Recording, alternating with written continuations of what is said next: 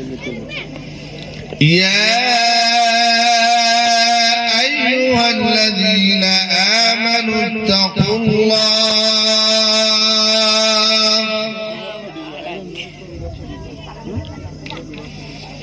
वकूनू मअस्सादिक़ीन।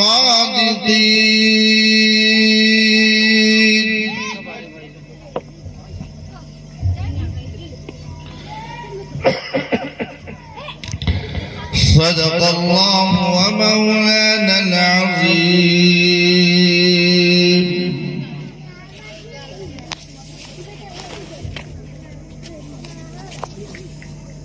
अज़ीज़ान मिल्लत,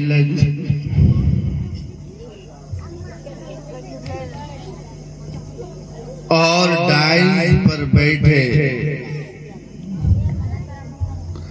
हज़राते असातिज़ा, हुफ़्फ़ाज़े इज़ाम और बाज़ ऐसी भी हस्तियां हैं जिनकी गोद में मैं कल खेला था।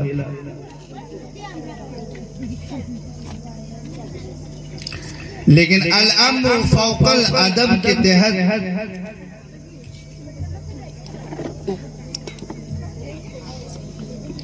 हमें इस स्टेज पर आना पड़ा। हालांकि उस्ताद के सामने ऊंची जगह पर बैठना ये सरासर लेकिन अगर शागिर्द अगर ऊंची जगह पर है तो ये उस्ताद ही का कमाल, उस्ताद ही का कमाल है कि एक शागिर्द किसी ऊंचे मनसब पर या ऊंची जगह पर बैठे।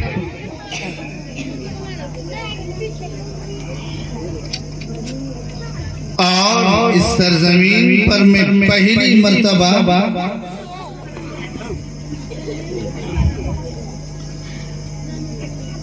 दीन की निस्बत से मदऊ किया गया हूँ। एक मर्तबा उस वक्त आया था जब हमारे वालिद मोहतरम झाझा का वो कदीम इदारा जिसे ऐनुल उलूम कहते हैं वहां के उस्ताद और आपके मोहल्ले में मिलाद था। मैं वालिद साहब के साथ आया।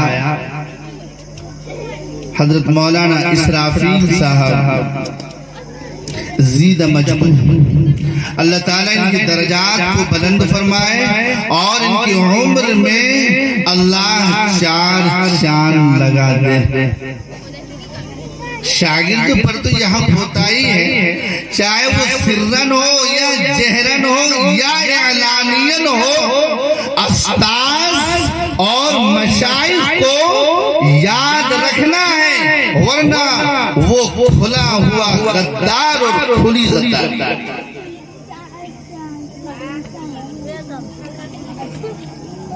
अल्लाह ताला ने इस सरजमीन के ऊपर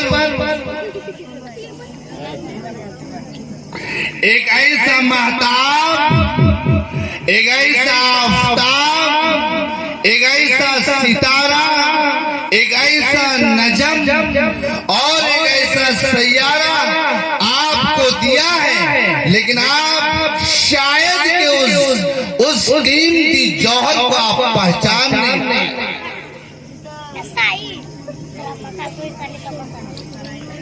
इस इलाके का सबसे अव्वल आलिम और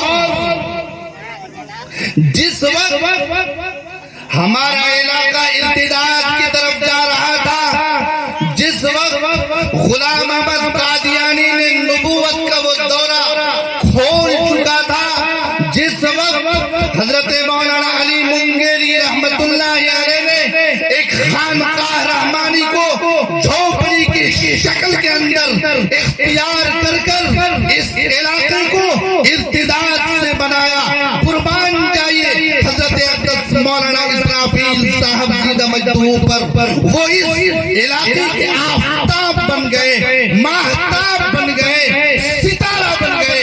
हर हुफ्फाज का, हर आलिम का किसी न किसी वास्ते से उनकी सनद, इनकी ज़ात, इनकी ज़ात। खुद मैं इनसे 5 किताबें पढ़ा हूं। आमदनामा फारसी की पहली, फारसी की दूसरी, गुलजार दबिस्ता और गुलिस्ता सादी जो शरफुद्दीन शिराजी शेख सादी रहमतुल्लाह अलैह का जिंदगी का लुब्बे लुबाब और खुलासा कहिए। मैं अगर ये कह डालूं कि अगर आज के फुज़ला, आज के उलमा झुंड के झुंड एक तरफ हो जाए और ये मर्द मुजाहिद, ये शाह कलंदर अगर एक कलम लेकर खड़ा हो जाए, आज का कोई फाजिल इनका मुकाबला नहीं कर पाए।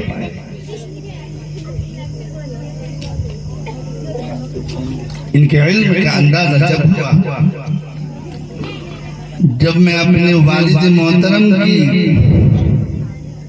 अरबी सॉन्ग की कापियों को मैं साफ करना शुरू किया। मैंने पूछा, आपने ये अरबी के इतने अच्छे अच्छे कवायद कहाँ से इकट्ठा किया? कहा मैं मौलाना इस्राफिल साहब से पढ़ा।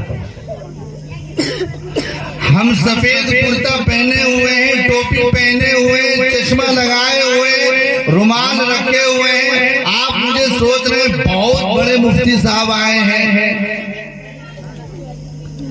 और बेचारे सादे अंदाज में बैठे हुए हैं, अजनबी की शक्ल में। हकीकत में आलिम वो है, हकीकत में आलिम वो है जिनके अंदर मुनाज़रे की एक सलाहियत है। लेकिन बात वही है, अगर घर में धान होता हो तो फिर इंसान उसकी कदर नहीं करता। अरे घर का आलू है, जितना चाहो बना लो, चाहे फेंक दो, छील कर बनाओ, उसे उजाड़ कर बनाओ, धक्का पेल दो, जैसे चाहो इस्तेमाल कर लो।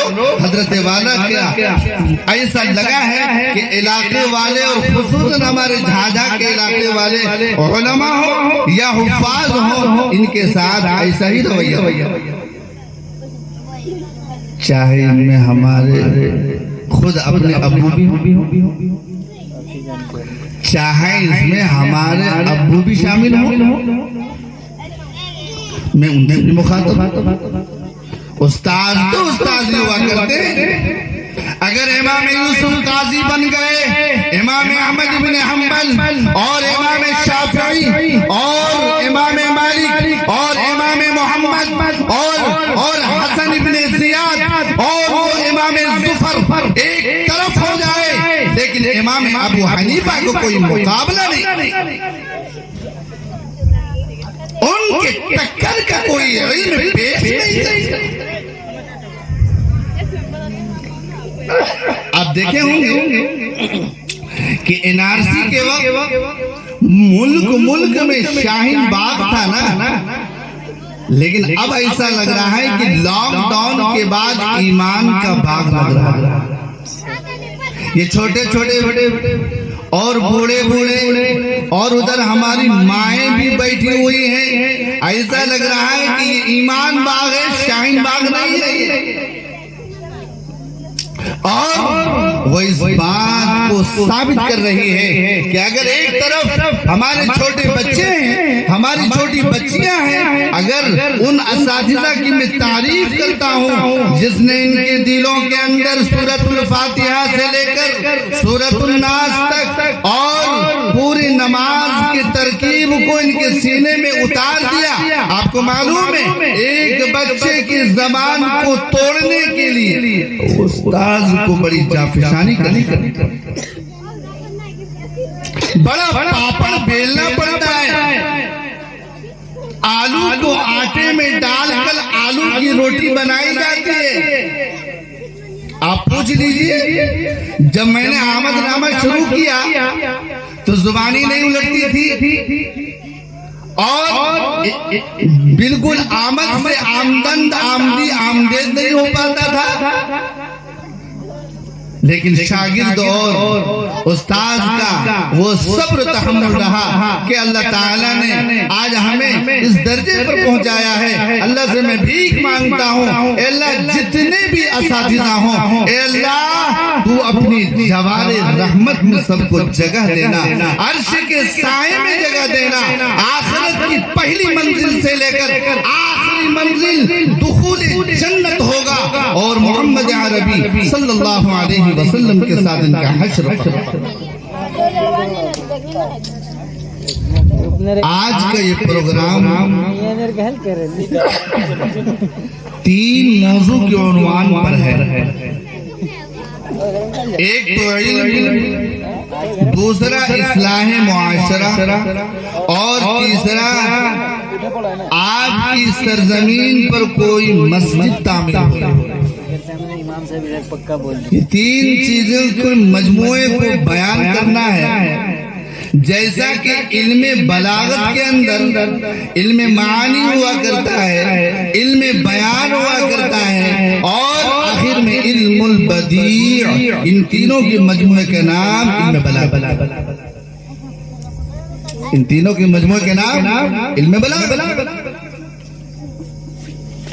माशाअल्लाह आपने 3 मजमून पर मुझे आज भी कहने की तौफीक दिया है। लेकिन एक बात कहूंगा कि 12 बजने के बाद खैर अल्लाह तबारक व तआला आपके जज्बे को, आपके शौक को और अल्लाह आपके हर शौक को इस तरह आगे बढ़ाए। कल आपकी बच्ची अच्छी आलिमा बन जाए, अच्छी मुफस्सिरा बन जाए और घर घर में तालीम करने वाली बन जाए, घर घर में दीन का चिराग जलाने वाली बन जाए। आपको मालूम है यही वो बच्ची है जो कल जाकर हजरत सुमैया की तारीख को दोहराएगी, हजरत आयशा की तारीख को दोहराएगी, हजरत फातिमा की तारीख को दोहराएगी और हजरत उम्मे कुलसूम की तारीख को दोहराएगी। आपको मालूम भी है कि हजरत सुमैया कौन थी। आइए बताता चलो, उठाइए तारीख बिन खुल्दून, उठाइए तारीखुल इस्लाम और उठाइए इमाम तिर्मिज़ी रहमतुल्लाहि अलैहि की तिर्मिज़ी शरीफ। ये इमाम तिर्मिज़ी उन्हें काला अबू ईसा से याद किया जाता है। फरमाते हैं कि हजरत सुमैया रज़ी अल्लाह ताला अन्हा को अबू जहल मलऊन, जिन्हें हरामियुज जमाना कहा जाता, जितनी तरकीब से बोलेंगे उतना मजा आएगा सुनने में। इसलिए कि अबू जहल अल्लाह के रसूल अलैहिस्सलातु वस्सलाम को ऐसी ऐसी गालियां दिया करता था और ऐसे अंदाज में पेश आया करता था कि अल्लाह के रसूल अलैहिस्सलातु वस्सलाम ने इरशाद फरमाया कि तमाम अंबिया अलैहिस्सलातु वस्सलाम की तकालीफ एक तरफ रख दिया जाए और मेरी तकलीफ को एक तरफ रख दिया जाए तो सबसे ज्यादा तकलीफ मुझको। इसलिए हजरत सुमैया रज़ी अल्लाह ताला अन्हा जो इस्लाम के जानिब से सबसे पहले शहीद होने वाली औरत वो कौन है? हजरत सुमैया रज़ी अल्लाह ताला अन्हा है। अबू जहल जब तमाचा मारता है तो सुमैया कहती है, ए मलऊन, चाहे तू मुझे तमाचा मार, चाहे कान की बालियां छीन ले या मेरे नाक के ज़ेवर को छीन ले या मेरे बाल को उखाड़ दे या हाथ को काट दे या पाँव को काट दे। ऐ मलऊन सुन, जब मैं मोहम्मद अरबी सल्लल्लाहु अलैहि वसल्लम को अपना नबी और पैगंबर मानती हूँ, अब मैं उसका दामन कभी छोड़ नहीं। ईमान वाली थी, अल्लाह वाली थी, अल्लाह से डरने वाली थी। जिस घर की मां नेक हो वो घर यूनिवर्सिटी बन जाता है। जिस घर की मां अल्लाह वाली हो, जिस घर की मां नमाजी हो, रोजा रखने वाली हो, जिस घर की मां अपने शौहर अपने खाविंद का अदब और एहतराम करने वाली हो, उस घर में कुरान खाने की जरूरत नहीं पड़ती, उस घर में मिलाद की जरूरत नहीं पड़ती, उस घर में फातिहा खाने की जरूरत नहीं पड़ती, और उस घर में अल्लाह खैर और बरकत का नुज़ूल हो।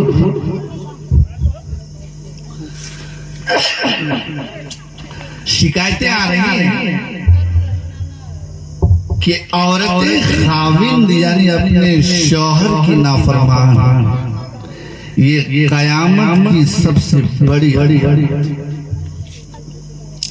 बेटा अपने बाप का बाप नहीं,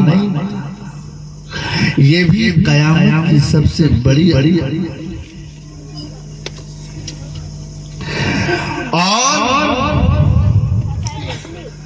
शब-ए मिराज में अल्लाह के रसूल अलैहिस्सलातु वस्सलाम जब आसमान पर गए और जब आसमान दुनिया से लेकर अर्श के करीब पहुंचे और जन्नत और जहन्नम का जब सैर किया तो जहन्नमियों में देखा गया कि औरतों की तादाद ज्यादा है, औरतों की तादाद ज्यादा है। पूछा गया ये किस वजह से है और इसकी वजह और इल्लत क्या है, तो ये बतलाया गया कि औरतें अपनी जबान से खुसूसन अपने शौहर मोहतरम का दिल दुखाया। अगर घर की औरतें अपनी शौहर की इज्जत करने लगे, इज्जत, और हर बीवी अपने शौहर का अदब और एहतराम और इकराम करने लगे, कभी औलाद की ये हिम्मत ना होगी कि वो बाप के शान में गुस्ताखी करे। जी ये जो औरतें होती हैं, हमारी माएँ होती हैं, हमारी जो बहनें होती हैं, बहू होती हैं, इनका सबसे पहला कदम होता है कि औलाद को बाप के शान में गुस्ताखी करने का मौका दें। इसलिए इस आदत को सुधारें ताकि कल आखिरत में इसका मुआखज़ा। दूसरी चीज ये कि अल्लाह तबारक व तआला ने औरतों का मकाम भी बड़ा जबरदस्त फरमाया। अभी मुल्क के अंदर हिजाब का मामला चल रहा है और हिजाब के मामले में जहां हिजाब का जो मामला हुआ सरजमीन कर्नाटक, अभी तो नाटक हुआ नहीं, होगा, और हाईकोर्ट ने ये फैसला भी दे दिया कि ये इस्लाम की कोई ऐसी चीज नहीं है कि इसके बगैर इनकी औरतें जिंदा न रह सके। आखिर उन्होंने ये सोच लिया कि मुसलमानों को जिधर चाहेंगे हम मोड़ लेंगे, ये मुड़ेगा, इसलिए कि ये हमारे कल्चर में ढल चुका है और हमारे आदत को इसने इख्तियार कर लिया। अगर सुप्रीम कोर्ट ने ये फैसला दिया तो क्या दिया, अगर हाई कोर्ट ने ये फैसला दिया तो क्या दिया, कल सुप्रीम कोर्ट से भी ये फैसला मिलेगा कि कोई औरतें हिजाब ना लगाए वरना उसे अरेस्ट कर लिया जाएगा। इसे कौन मौका दिया है? हम शौहर बनकर अपनी बीवियों को बाजार का सनम बना देते हैं,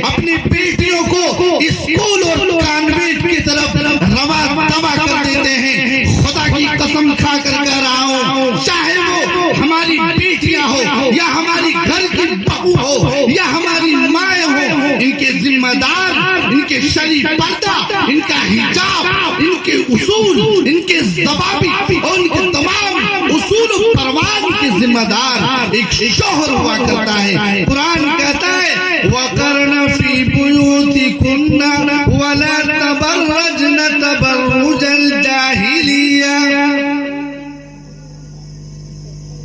ए औरतें तुम घर में रहो इसलिए कि तुम आयशा की बेटी हो।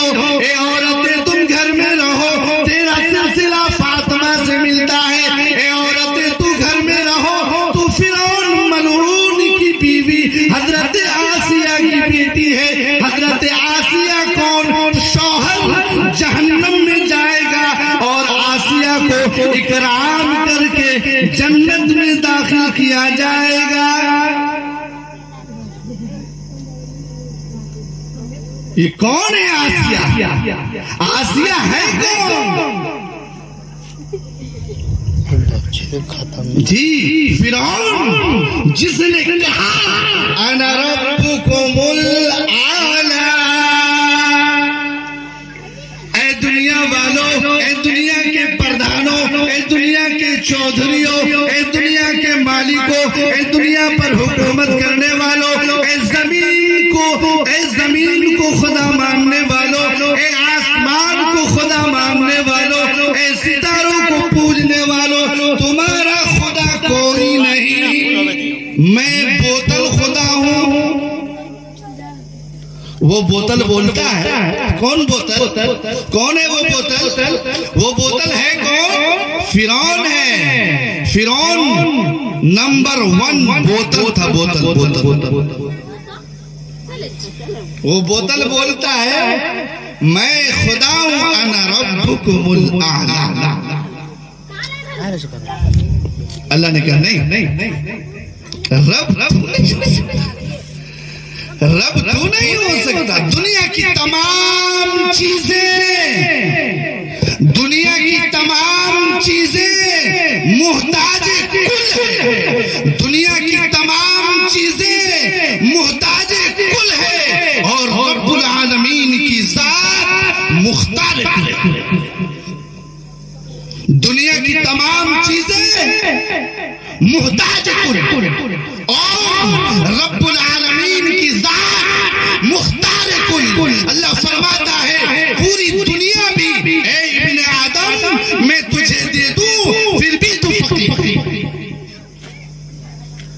सिकंदर बादशाह जब दुनिया से गुजरने लगा, कहा ए मेरे मुरीदों, ए मेरे साथ रहने वालों, ए मेरे मोहल्लात में खिदमत करने वालों, दोनों हाथ कफन से बाहर निकाल देना। और यहाँ तो मुखिया का वोट होता है तो लगता है बस आसमान में 3-4 कट्ठा जमीन खरीदेंगे। वो तो गनीमत बनाइए कि जमीन बिकती है। कल जाकर कहेंगे कि देख भाई ये जमीन जो मुझे दे रहे हो ना, ये जमीन जो मुझे दे रहे हो तो इनके सामने जो आसमान है ना मेरा है।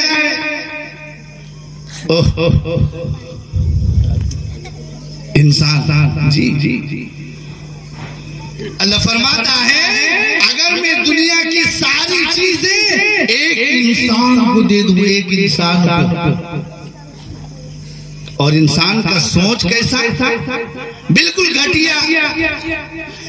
ऐसा नहीं है कि जो मालदार है वो सोने का चावल, चांदी का दाल, हीरे की सब्जी खाता है, और जो गरीब है बेचारा वो खेत का अनाज मिट्टी से निकला हुआ वो खाता है।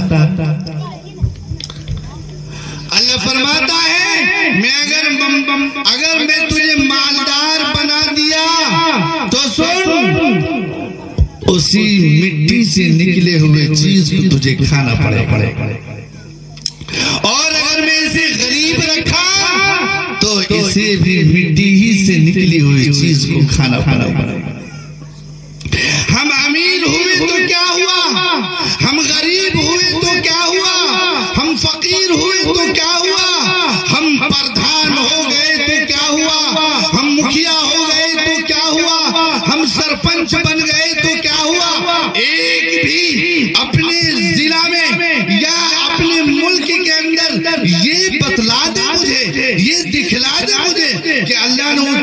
जीत नसीब हासिल किया हो और वो सीधा वहां से रोता हुआ आया हो और अल्लाह के घर में दाखिल हुआ हो और कहा, ए अल्लाह तूने मुझे जिता दिया, तूने मुझे इज्जत दी, तूने मुझे कुर्सी दिया, तेरा शुक्र है। नहीं, कोई नहीं करेगा। सब नाचता हुआ है, गाता हुआ आता है, डांस करता हुआ आता है। वहाँ किसी का हाथ लचकता है, किसी का पाँव लचकता है, किसी की कमर लचकती है, किसी की जबान लचकती है। कोई मुंह से बोलता है, कोई कान से बोलता है, कोई होंठ से बोलता है। अल्लाह फरमाता है वतशहदु अर्जुलुहुम बिमा कानू यक्सिबून।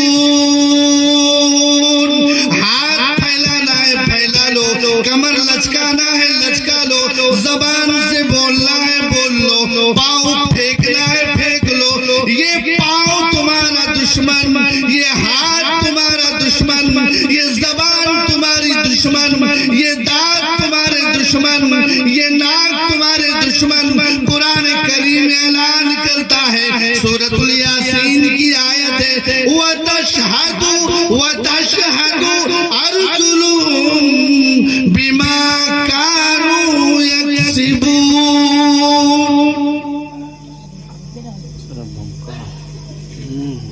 क्या अंदाज है रब का, क्या अंदाज है।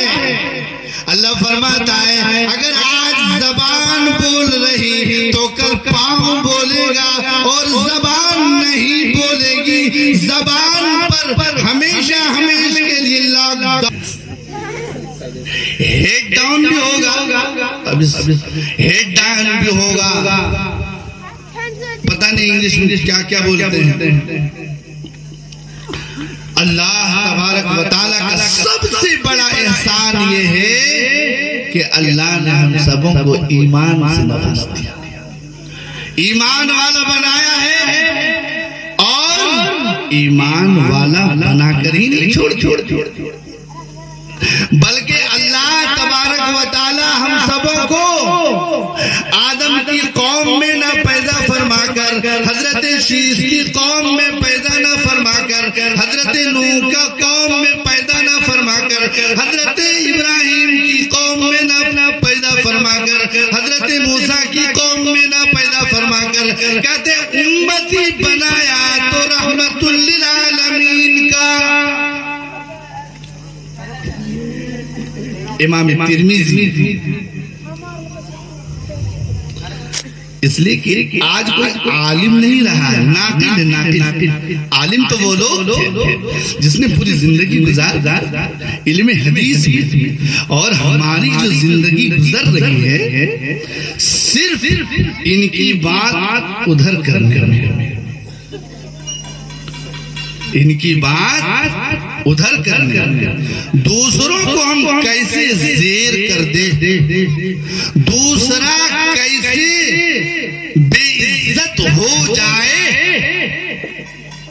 इमाम तिर्मिज़ी फरमाते हैं कि कल मैदान महशर में 120 सफ़े होंगी, 120 सफ़े होंगी।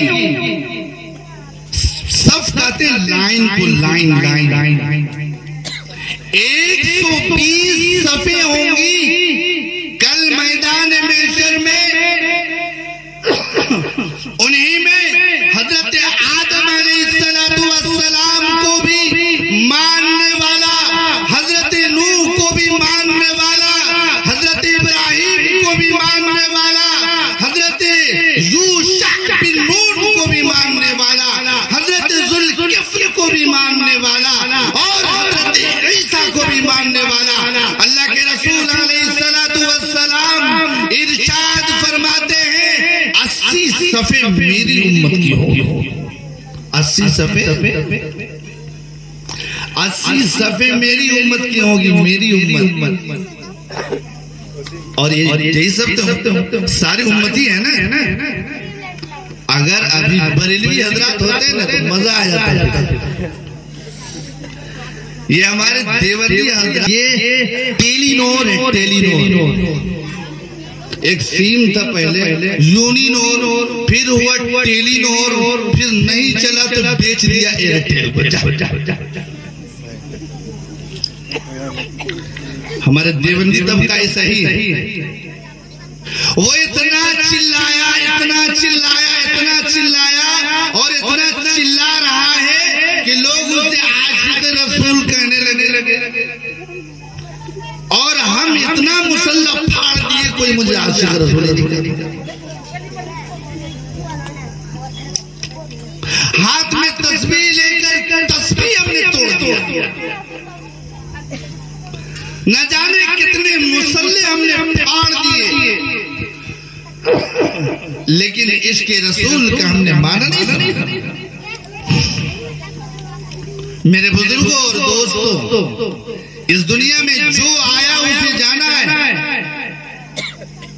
इस दुनिया में जो भी आया है उसे जाना है, लेकिन अल्लाह तबारक व तआला पूछेंगे कि हमने तुझे ईमान दिया, ईमान पर कितना अमल करके हमने तुझे एक ऐसा रसूल अता फरमाया जो तमाम रसूलों में अफजल और आला और बरतर। अल्लाह तबारक व तआला अगर रब्बुल आलमीन है तो अल्लाह के रसूल अलैहिस्सलातु वस्सलाम की ज़ात आली वो रहमतुल लिल आलमीन। हमारे नबी की सीरत क्या है किसी को मालूम है? और हमारे नबी की सीरत जो स्टार्ट, आगाज, शुरुआत कहां से होता है किसी मुसलमान को मालूम? अगर कोई ईसाई, कोई यहूदी, कोई गैर मुस्लिम और कोई आसमान और सितारे का पुजारी ये पूछ ले कि बता तेरे महबूब और मोहम्मद अरबी सल्लल्लाहु अलैहि वसल्लम की सीरत कहां से शुरू होती है?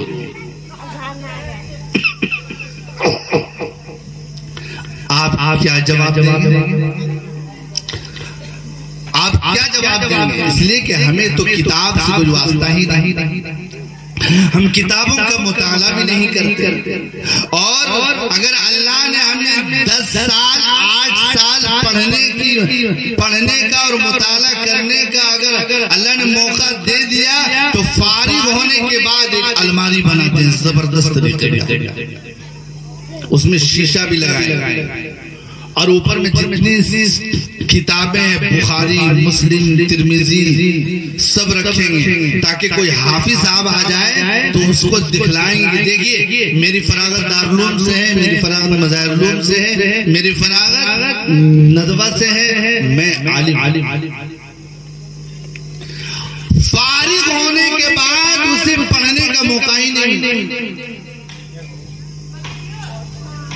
इसलिए हमारे उस्ताद अल्लाह ताला उनके कब्र को नूर से मुनव्वर फरमाए, जिन्हें अमीरुल मोमिनीन फिल हदीस कहा गया है, हजरत शेख मोहम्मद यूनुस अल जौनपुरी रहमतुल्लाहि अलैह, जिन्होंने 56 साल तक बुखारी पढ़ाई।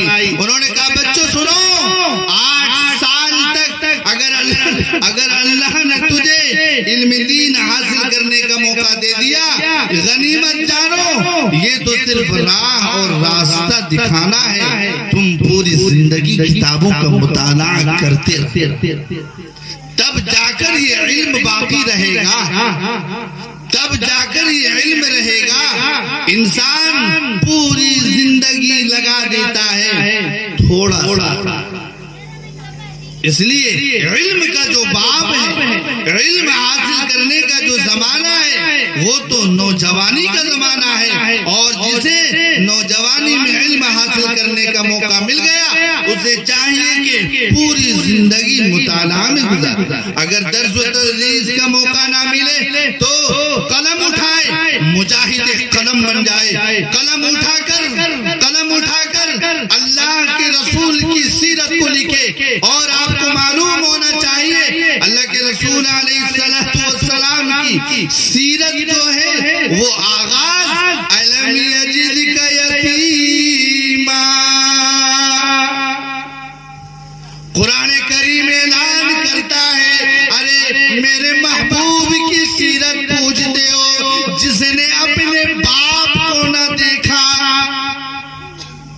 कुरान कहता है अलम यजिदका यतीमा, जब तेरा नबी अपने माँ के शिकम, अपने माँ के पेट में थे, हजरत अब्दुल्ला दुनिया से चले गए। अलम यजिदका यतीमा, मेरा नबी तो यतीम थे, मेरे नबी तो यतीम थे, यतीम। और कुरान ऐलान करता है कि अल्लाह के रसूल अलैहिस्सलातु वस्सलाम, अल्लाह पूरी उम्मत मुस्लिमा के जानिब से आमना के लाल मुहम्मदुर रसूलुल्लाह सल्लल्लाहु अलैहि वसल्लम को जज़ाए खैर। अलम यजिदका यतीमन फआवा, 6 साल के बाद अम्मी का भी साथ था। 6 साल के बाद अम्मी भी दुनिया से रुखसत हो चली।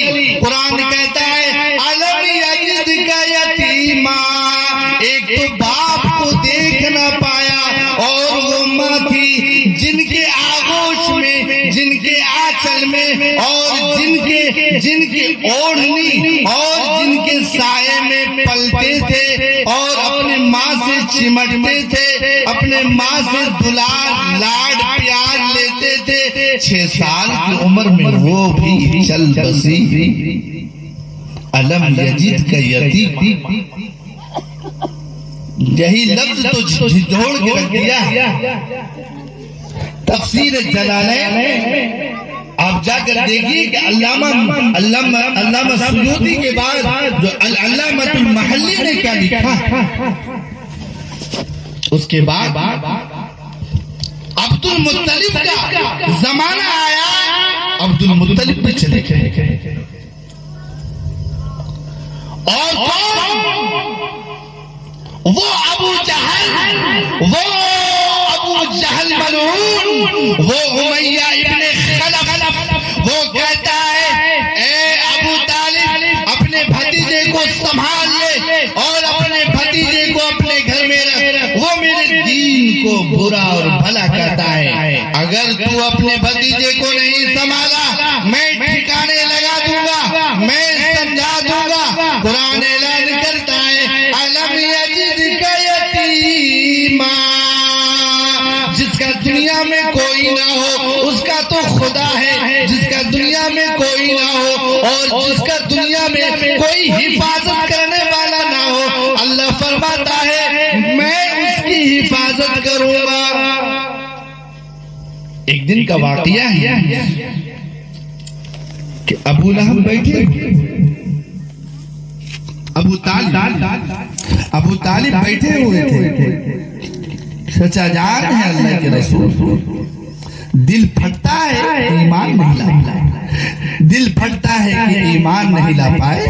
कहते हैं कि अबू तालिब बैठे हुए थे और बड़े बड़े रुअसा जो मुल्क के प्रधान और चौधरी थे वो आए और कहने लगे अपने भतीजे को संभाल लो वरना मैं उसे ठिकाने लगा दूंगा। एक दिन अल्लाह के रसूल अलैहिस्सलातु वस्सलाम को बुलाकर कहने लगे ए भतीजे बुढ़ापे का आलम है और मैं बुढ़ापे को उम्र को पहुंच चुका हूँ, मेरे ऊपर इस कदर भार और बोझ और टेंशन मत। अल्लाह के रसूल अलैहिस्सलातु वस्सलाम ने इरशाद फरमाया अगर एक हाथ में सूरज और दूसरे हाथ में कोई और चीज रख दिया जाए, चांद रख दिया जाए, फिर भी मैं रिसालत की तबलीग से मैं पीछे नहीं। अबू तालिब ने कहा ए मक्का वालों सुनो, अगर मेरे भतीजे की तरफ किसी ने आंख उठा लिया और अगर उसको किसी ने अपनी जबान से कोई बात कही तो सुनो पूरे मक्का में आग लगा दूंगा, पूरे मक्का का आग का बोला ना ये मक्का रहेगा ना इसे शान आ जाएगा। क्यों? अल्लाह फरमाता है अगर मोहम्मद न होते तो कायनात का निजाम कायनात का निजाम है। जी वो कौन थे हजरत हुसैन जिन्होंने करबला के मैदान के अंदर अपने नाना जान की दीन की खातिर सर कलम कर दिया, लेकिन रिसालत के तबलीग से पीछे ना। अल्लाह फरमाता है या अय्युहर रसूल बल्लिग मा उनज़िला इलैक व इल्लम तफ़अल फमा बल्लगत रिसालत वल्लाहु यहसिबुका मिनन नास। अल्लाह तबारक व तआला इरशाद फरमाते हैं मैं इनका मुहाफिज हूँ। ए अल्लाह के रसूल है मेरे महबूब, आप अपने बॉडीगार्ड को हटा लीजिए, मैं आपकी हिफाजत करूंगा, मैं आपकी हिफाजत करूंगा। इसलिए हमें और आपको चाहिए कि जब तक हम जिंदा रहेंगे हम रिसालत को लेकर चलेंगे, जब तक हम जिंदा रहेंगे कुरान के साए में रहेंगे, जब तक हम जिंदा रहेंगे आशिक़े रसूल बनकर रहेंगे, जब तक हम जिंदा रहेंगे अल्लाह और उसके रसूल के कानून को, उनके हुक्मों को मान कर चलेंगे और अल्लाह से रोजाना भीख मांगेंगे। अल्लाह जिस तरह तूने ईमान देकर हमें दुनिया के अंदर इज्जत से नवाजा है, हमें आखिरत में भी इसी कलमे की वजह से इज्जत से नवाजा। जी आलिम हो जाना, मुफ्ती हो जाना, काजी हो जाना, डॉक्टर हो जाना ये कामयाबी की दलील नहीं है, ये दुनिया कामयाब होने की जगह।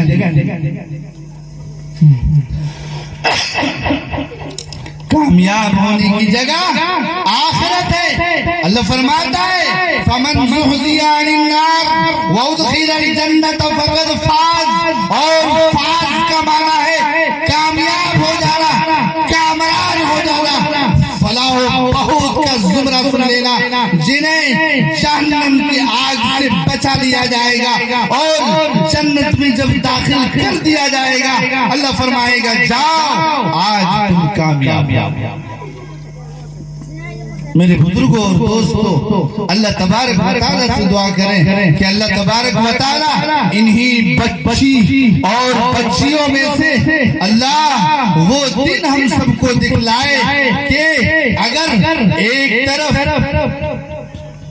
चाहे वो छोटी मस्जिद हो या बड़ी मस्जिद हो, मनीली मस्जिद हो या कोई भी मस्जिद हो, हर मस्जिद के अंदर मकतब का निफाज हो जाए और वहाँ हमारे बच्चे तालीम पाएं और तालीम पाकर हजरत शेख हिंद रहमतुल्लाह अलैह का वो यादगार जब वो जेल कैद खाने से आए तो उन्होंने यही कहा कि कुरान की तालीमात को घर घर में आम कर दिया जाए और हर जगह मकतब को कायम कर दिया जाए। दूसरी चीज है मस्जिद की तामीर करना, हर घर में हर मोहल्ले में जब मस्जिद को हम कायम करेंगे तो उसी में अटैच होकर मकतब भी कायम करेंगे। लेकिन अगर एक क्या सैकड़ों मसाजिद बनानी पड़ जाए तो इंशाअल्लाह उसकी हिम्मत रखेंगे और बनाने की हम कोशिश करेंगे।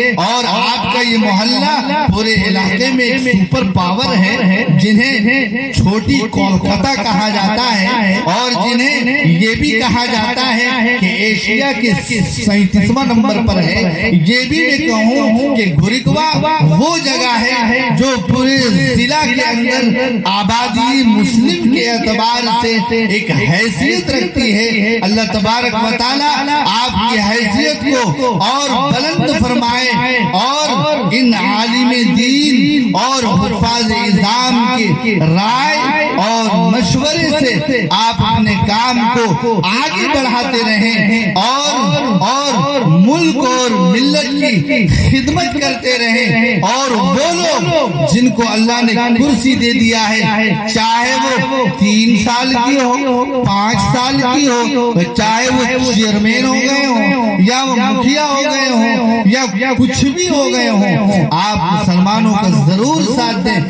हमारे गैर मुस्लिम भाई भी हों तो इंसान के नाते, भाईचारे के नाते आप उनका भी साथ दें और साथ देकर इस मुल्क को तालीम और तरबियत और इनके निफाज को आगे बढ़ाएं। और इस वक्त बड़ा दामनगीर है, अब कुछ कहने का मेरे पास मौका नहीं है, मैं कुछ और कहता लेकिन नाम आमान हा उक़रऊ किताबिया इन्नी ज़ननतु अन्नी मुलाक़िन हिसाबिया फ़हुव फ़ी ईशतिन राज़िया फ़ी जन्नतिन आलिया कुतूफ़ुहा दानिया। जी नाम आमाल जब किरामल कातिबीन ने पेश कर दिया, चुटला नहीं,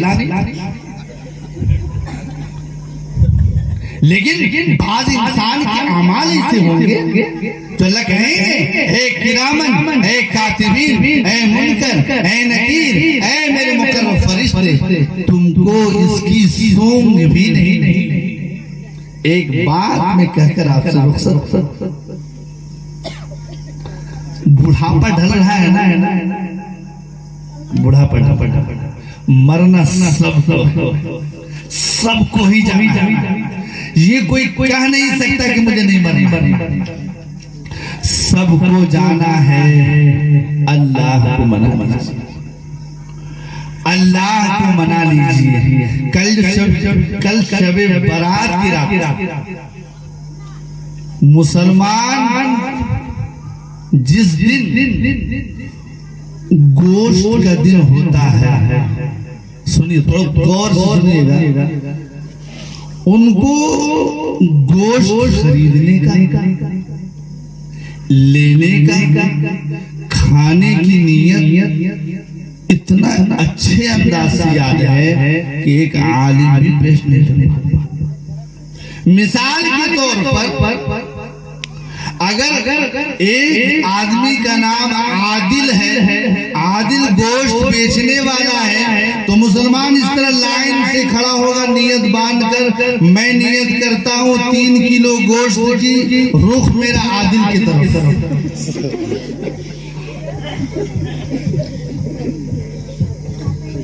जी और यही पूछ लीजिए कि भाई तुम्हारे अब्बू इंतकाल हुए तो तुम कौन सी नियत की, हम पहले नियत करें जो इमाम साहब की नियत हो, हमारी नियत। और यहाँ गोश्त खाने की नियत पूछ लीजिए तो बहुत, इसलिए अल्लाह तबारक व तआला पूछेंगे मैंने जवानी दी, मैंने बुढ़ापे का आलम दिया, एक रात की ऐसी इबादत पेश कर, एक रात की ऐसी इबादत पेश कर जो मेरे सामने आंख से आंसू निकला हो और मुझे तू गिड़गिड़ा कर याद किया हो। कुरान कहता है वल्लज़ीना यबीतूना लिरब्बिहिम सुज्जदन व क़ियामा, अल्लाह फरमाएगा कल क़यामत के दिन ततजाफा जुनूबुहुम अनिल मज़ाजि'i यदऊना रब्बहुम खौफन व तमआ।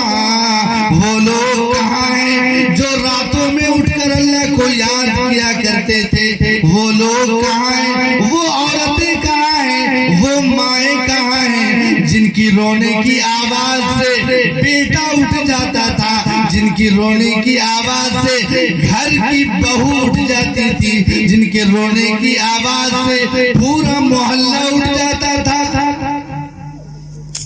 ऐसी तो माँ कहाँ से खरीद कर लाऊं, ना तो सोनों के मार्केट में, ना तो झाझा के मार्केट में, कहीं नहीं। माँ ऐसी मिल जाए जो इबादत करने वाली हो, मिलती ही नहीं। ऐसी माँ कहाँ से लाओगे जिसने सलाहुद्दीन अय्यूबी को पैदा कर दिया था? ऐसी माँ कहाँ से लाओगे जिसने टीपू सुल्तान को पैदा किया? वो जिसे कुरान कहता है सुब्हानल्लज़ी असरा बिअब्दिही लैलन मिनल मस्जिदिल हराम इलल मस्जिदिल अक़सा। ए उमर तूने तो फतह कर लिया, तेरे बाद तो सलाहुद्दीन अय्यूबी आया। सलाहुद्दीन अय्यूबी कहता है ऐ मुसलमानों की जमात,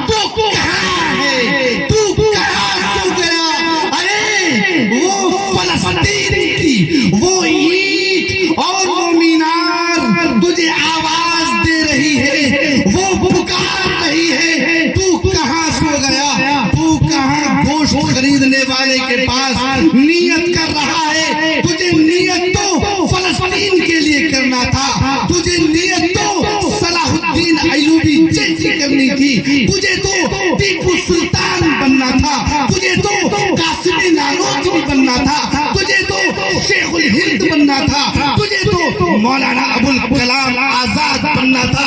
मौलाना अबुल कलाम आजाद ने कहा, ऐ मुसलमानों, इस धरती को छोड़कर तुम कहाँ जाओगे?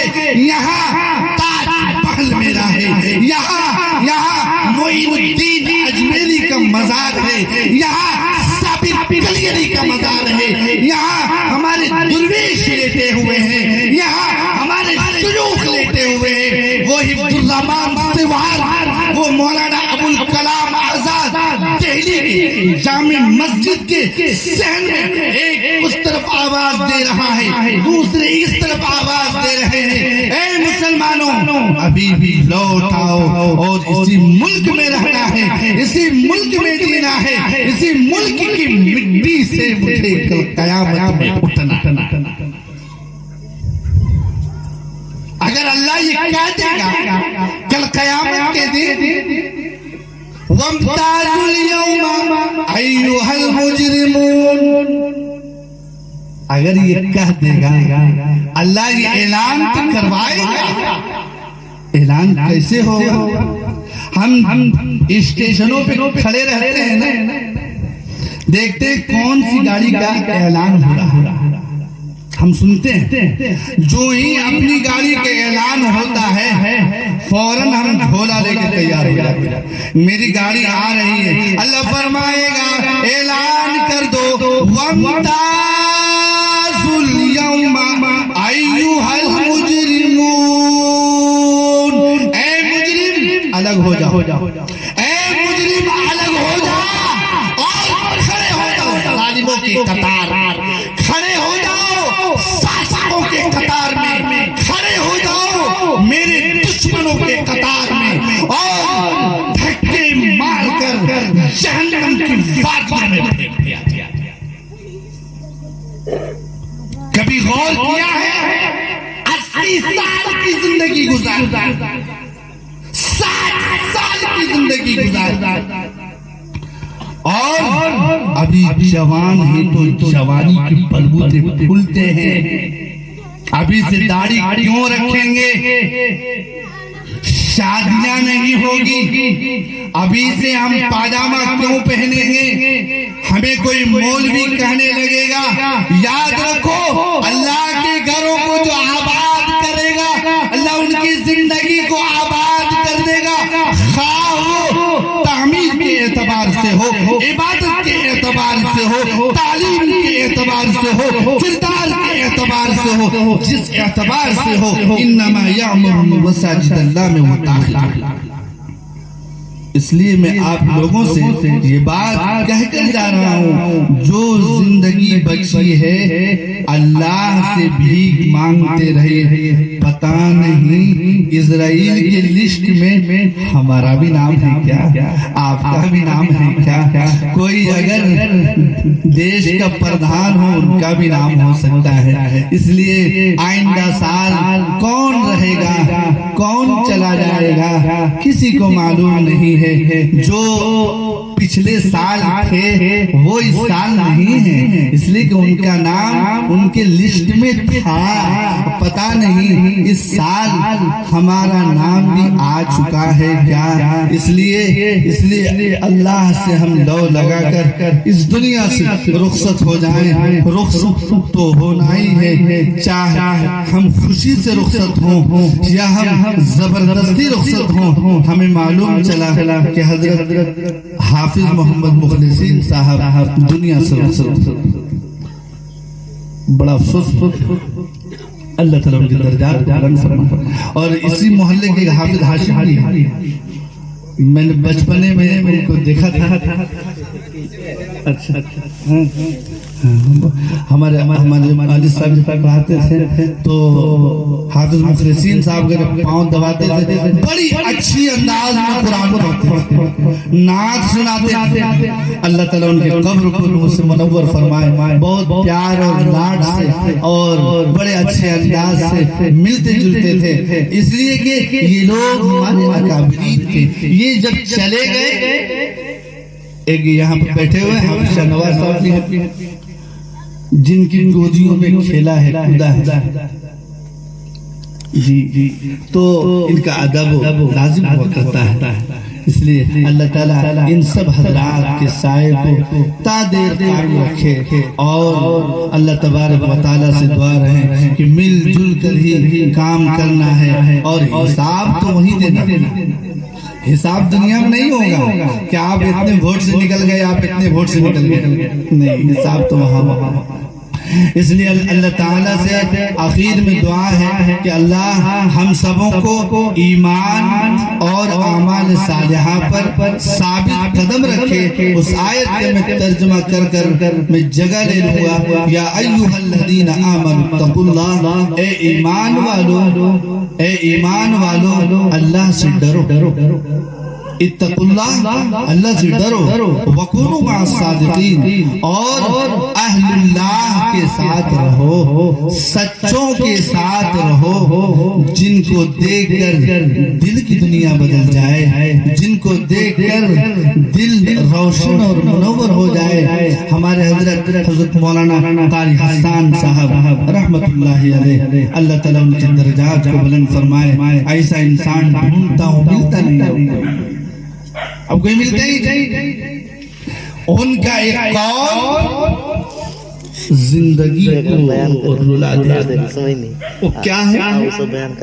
जिसने दुनिया में शोहरत से अपने आप को बचा लिया, कल कयामत में वो अल्लाह के ज्यादा करीब। इसलिए छुपा कर दुनिया से रुखसत हो जाना है। अल्लाह तबारक व तआला से दुआ करें कि अल्लाह ताला हम जुमला मुसलमान मुमिनीन मुमिनात हर एक को इखलास की दौलत से नवाजे। आमीन। व आखिर दावाना अनिल हम्दुलिल्लाहि रब्बिल आलमीन। कोई भूल चूक हुई हो तो मैं आपसे, आप हजरात से माफी का तलबगार हूँ।